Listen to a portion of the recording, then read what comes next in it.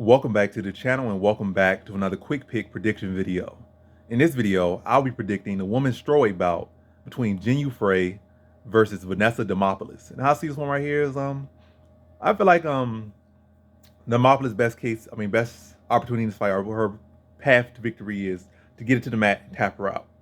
Or, get her to the mat consistently and I guess work to either control, land some ground and pound, or tap her out. So grappling.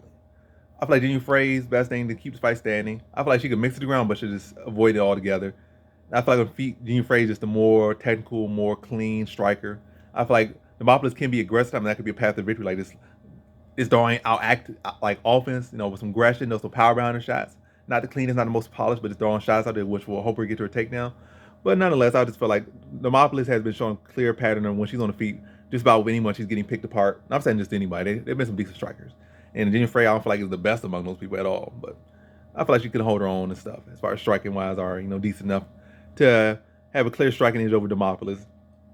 And in her last fight, I've been seeing saw some improvements in her, I guess, grappling situations in the clinch, stuff in the takedowns, framing. They're throwing better little adjustments in there to avoid, being pinned against the cage or ended up on her back. She did a very good job. And even in the K-Hands fight, up until she ended up getting on the ground and getting tapped out, showed some improvements in there. But I feel like definitely in her last fight showed much more improvements in her grappling. And we have been looking also in the fight prior to that, her most recent fight, won her fight heavily off actually initiating the ground. But I feel like this one just use her grappling and defense to keep us on the feet. And this should be a fight where she wins on the decision. And with I guess the betting side, I don't know, I'm not even gonna need to get into this, but as far as betting side, I feel like it's either Jinh Frey straight up, and then